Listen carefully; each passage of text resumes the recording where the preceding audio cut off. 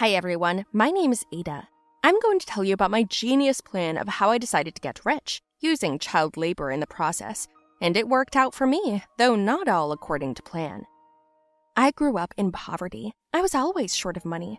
I did not eat well, I was even worse dressed. But the worst thing was that my parents did not give a damn about it. They earned very little and settled for that, sometimes drinking alcohol to spite the government. I left them as soon as I turned 14. We had a big fight that day. I asked my mother to sew my jacket up, to which she told me that we didn't have a thread and needle. I accused them of not even being able to buy thread and needles, but having money for booze. Don't even dare to lecture us on what we're able to do and what we're not. There are families who don't have a roof over their heads. At least you have this. A roof? You can't call the stinking den with rats and cockroaches a home. It's cleaner in the stairwell than it is here. Well, you should have cleaned it up. You should have cleaned up. But what's the point? You behave like pigs, and after my cleaning, there are bottles and garbage lying on the floor. You can't clean, you can't cook, you can't even work properly. You both work only for yourselves. Why was I even born, huh? How dare you? Where's your gratitude for me giving birth to you? Toxicosis, insomnia. Do you have any idea how hard it is to raise a child? No one forced you to give birth at 15, Mom. Mom gave me a second slap in the face. What did you say? You ungrateful daughter! Yes, I am ungrateful to you, because there is nothing to thank you for. I'm sick of it all. I'm leaving. Get out. See how soon you come back. You just can't survive on the streets. In some ways, they were right. It was hard and scary for me on the streets alone. No money, no food, and no decent place to sleep. At least the streets were cleaner than my house. That was good. I never went home. I lived there until I was 21, but I didn't fall onto the level of a homeless person. I regularly looked for a part-time job, and with that money, I managed to rent a tiny room with a shower, and life became a little less sad. My parents weren't even looking for me. I think they had it in for the best. And I had only one goal: to make money. I thought for a long time about how to do it, and I came up with an idea. I decided to start selling household appliances. I found a few warehouses in town where equipment is subject to write-off, but it worked. It's kind of like stealing, and at the same time, not. I carried more or less new microwaves, phones, TVs. There were cool refrigerators, but I didn't have the energy to lug them around, no matter how hard I tried. Once I carried one small one out, and 2 teenagers offered to help me. I told them I'd bought it, but they didn't care. They carried it home. Afterward, I sold everything a little cheaper on hand to those willing in poorer neighborhoods. There was a lot of demand for the underpriced stuff. Yeah, I'd take more time if I had helpers, I said to myself. I was lucky enough to meet those teenagers again, and they helped me once again. This time, I gave them $5 each. They were so excited. Where are you from? Why are you wandering around at night? Looking for a living, just like you. What kind of living? We all know we won't give you up. Do you want to share? We do. What's your names? I'm Ralph. I'm Dolph. Are you brothers? Yeah, twins. They took off their hoods, and I got a good look at them. Wow, you guys really look alike. And your parents don't scold you for wandering around at night? We're from boarding school. Oh, I'm sorry. Don't worry about it, we don't even know them. Yeah, I grew up on the streets too.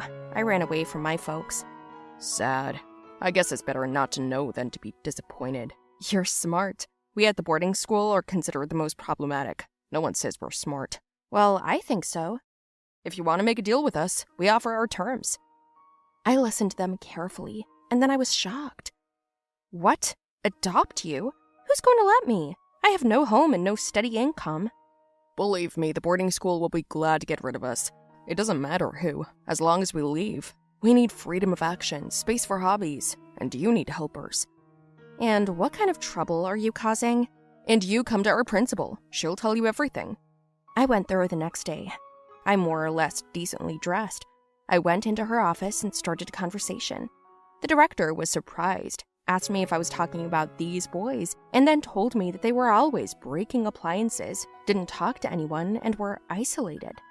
The police had come by and said that the boys had broken something even when they were at the police station. I hesitated at first, but then I agreed anyway. They didn't even ask me to show them my house. I just signed the documents and showed them mine. Everything was done. Ralph and Dolph were happy. I brought them to my place, the three of us cramped in together, but we still fit. I fed them well, and then I asked what their hobby was, but they didn't answer. In the evening, we went to the warehouses and got the refrigerators out of there and sold them during the day, so we made good money in a couple of months. I even rented another, bigger apartment. Ralph and Dolph would go out after hours, but they wouldn't tell me where. They would just come in at what time I told them to, and then I asked when their birthday was. Today. What? Are you serious? I left them at home, ran out, and bought a cake and a pizza. The boys were shocked at the sight of it. Dolph even cried. They said I was the best mom, and it touched my heart. I hugged them for the first time. They made a wish, and we proceeded to eat. Then they left, and I lingered. I began to worry. I went to the area they went to and saw the cops. Turns out the boys had stolen someone else's equipment again. I had to pay a fine. They were let go, and then Dolph was crying, saying it was their fault I had to pay for them. It's okay, just tell me why you were stealing new equipment from stores. It's okay to take something from me. Yours is no good, we need new ones. But what for? And the boys took me to the back, where they showed me the robot they had built. I was so surprised. Does it walk and talk? What have you heard about artificial intelligence? That's our hobby. At that point, I had an idea. I suggested getting parts from warehouses and then putting the robot up for sale online, and they agreed. We worked on the scheme in parallel, but now the boys spent a little more time at home working on the project. I was more relaxed that way anyway. Finally, after 6 months, the robot was ready, and we started advertising it on social networks. Eventually, the robot sold so well that we were offered a huge amount. We sold the first robot, and the boys started the second, then the third, and so on. They assembled clever machines from whatever tools were available. A year later, we made our first million. A lot of people found out about us. Even my parents showed up. But this time, we'd already bought our own house in a nice neighborhood, and I paid for the boys' expensive cybernetics courses. My parents were trying to get on my conscience that I had taken advantage of them. I mean, I was their child and all. So what? What do you care? I answered them rudely. They left, but not just like that. As it turned out, they reported it to the director of the boarding school, and she found out about the profits at the expense of the boys and gave me problems for it. She came to our house and threatened to take the children away. The boys weren't home. That bitch brought me to tears, and she said she would take them away by law. A couple of days later, I was summoned to court. I didn't want to tell Ralph and Dolph, but they figured it out when they saw the summons. I hugged them and left. In court, they were pushing me as hard as they could, and I was ready to give up. That's when the brothers came in. We have the right to vote. We're 16 years old. If you refuse, it will be seen as an infringement of rights. We are citizens of our country. We will appeal to a higher authority. Who let them in here? Throw them out. Plaintiff, you said the boys can't walk because their foster mom broke their legs. What? Broke their legs? Quiet in the courtroom. Let the record reflect that. Making false accusations is a felony, punishable by fine and imprisonment. Plaintiff will deal with you later. The boys came to the stand. They told everything clearly and competently. They showed the judge our pictures together, celebrating birthdays, Christmases, going for walks, even sleeping. Then they said that thanks to my support, they were able to discover their talents at a time when the principal was constantly suffocating them. And then they showed a video from a hidden camera in the house that I didn't know about, the moment the principal threatened me. 10 minutes later, the court ruled in my favor. The children were left to me. My parents were also sitting in the hall. I didn't even pay attention to them. So that's how we started a new life, and we're happy. Hi, my name is Den. I don't want to sound unassuming, but if you haven't met any guys who don't have a lot of nobility or something, well, I'm one of them. I'm joking, and I'm not joking. In short, listen to my story. I guarantee you will be intrigued. And yes, I will be happy if you write your opinion in the comments, as well as like my story. Anyway, at first we lived as a small family. Dad, Mom, Sister Abby, and me. We lived like everyone else. Abby and I went to school, and my parents worked. We did not often relax with the family. Recently, we used to like to skate, and go to the movies together, or just sit at home and watch something, discuss, play Monopoly, and then entertainment became less and less.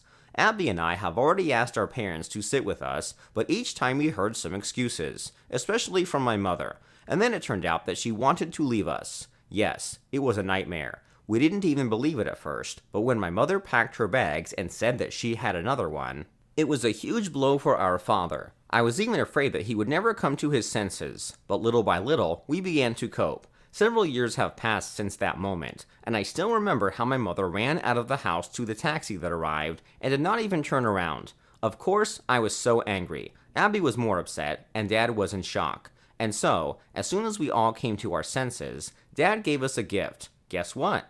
I already had a bad feeling that day. I knew something bad was going to happen. I'd missed the first class, which was an important test. The teacher was mad at me, sent me to retake, and Abby had fallen off her bike that day and hurt her leg. I rushed to the medicine cabinet, but there wasn't even a green card. My mood was already spoiled. In the evening, we were waiting for my father. He promised to bring us delicious food and a restaurant. In the end, we set the table and were already hungry and waiting for my father, when suddenly the door opened and a woman came in instead of my father. Dad followed her in with a bunch of bags in his hands, and there was food. We got up and said hello like well-behaved children, took the package, and started unloading them. The lady said we were really cute and ran to wash our hands and then started helping us. We looked at her questioningly, but it wasn't proper to ask her out loud in front of a guest, so we just didn't say anything. It was just before dinner started that the father said the woman's name was Miss Tiara, but she interrupted him and told us to just call her Tiara. We also introduced ourselves and started eating. Judging by the dinner, and the way father carefully tended to her, it was obvious that they were dating, and not so long ago. When dinner was over, Abby and I went to our rooms. Before going to bed, Abby said she didn't like Miss Tiara, but I asked her to wait for her conclusions. After all, our dad is lonely, and it's normal for him to start a relationship all these years later. Our mother probably has her own family for a long time. Abby lowered her head and lay down on the bed. I made her promise not to tell my dad her opinion yet, at least until he officially made a statement. She agreed. Tiara had come to our house several times in the past week, and Abby still hadn't kept her promise. Tiara, she said to her as Miss picked up a glass of juice and sipped it slowly, "Are you sleeping with my father?" At that moment, Mrs. nose was full of juice. My father was choking on the meat, and I was all smiles. Father scolded her for asking such a direct question, but Tiara stopped him. She told Abby that she and Dad are dating and she really hopes to be friends with us. My sister said that our family doesn't need such friends. "We're fine without you," she said. Dad scolded her again, and I excused myself, took her hand, and led her into the room. I talked to her, asked her not to do it again, and asked her to give my father a chance. After dinner, of course, we both had a lecture from my father. I asked him if he intended to marry her, to which my father did not answer clearly. Abby said she didn't like the tiara, but Dad asked her not to be jealous and to give her time to prove herself. Then he went to his room. At night of the same day, my father received a call from work and was told to go on a business trip urgently. This didn't happen before, so we were very confused. I didn't know what to do with Abby, even though she was already going to school, but she still seemed like a child to me. Dad immediately called Tiara and asked her to come. Yes, she agreed to look after us for a couple of days in his absence. It was polite of her, but Abby was hysterical. We quickly saw my father off and went to bed. Abby came to my room to talk. She said she didn't trust the woman, and I explained that she was just jealous of father, but that sooner or later he would get married. At that time, we had no idea what was waiting for us. Abby and I stayed up late that night. I passed out, and my sister couldn't sleep, so she went out for a drink of water. She woke me up in the middle of the night, and I didn't even know what was going on. Abby was frantic about Tiara going through Dad's things, but I didn't think it was strange. Let her dig. In the morning, we woke up to the gorgeous smell of pancakes. It turned out that Tiara made us breakfast, which was nice, and I thanked her for it, but Abby didn't even touch it. Then Tiara said that she wanted to make friends with us, so she came up with some games for us and walks in the park. I thought it was a good idea, and Abby didn't say anything, but I dressed her and we went to the park. After walking for a couple of hours, we got hungry and returned home. While I was changing, Abby noticed something strange in the house, and she said that Tiara had found Dad's vault and was trying to break into it. And I didn't like it anymore. I went into my father's room, and Tiara quickly jumped out of there. "Oh, I thought you were asleep. Don't you sleep during the day?" She laughed nervously. Abby called her a thief and chased her out of the house. I asked her to leave politely and watched her go with a very unkind look. We called my father and asked him to come. An hour later, the doorbell rang. Wow, is Dad that fast? I opened the door, and there were police officers and a tear-stained tiara. The uniformed man said they needed to talk to their father, but when they found out he wasn't there, he wanted to take Abby to the station. To my questions, he said that she was suspected of stealing someone else's ring. Her, the policeman said, pointed at the tiara.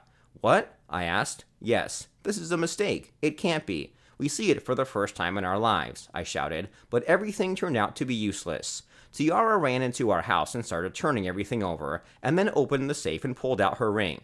Can you imagine my face? Abby started crying. I was in shock. I didn't know what to do.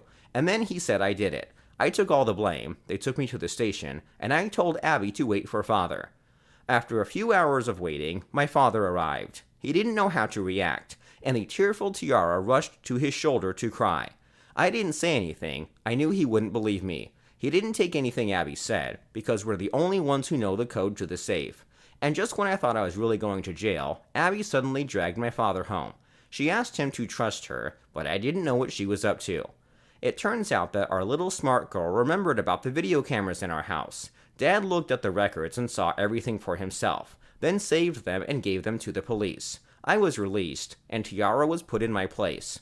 It turned out that she wanted to get rid of us, his children, so that we wouldn't get in her way. She only wanted to arrange their personal life, but we were superfluous there. It's a good thing we installed cameras a long time ago. My father was in shock, and for a long time asked us for forgiveness. Did you like our story? Then put likes, comment, and be sure to subscribe to the channel, friends. The channel, friends.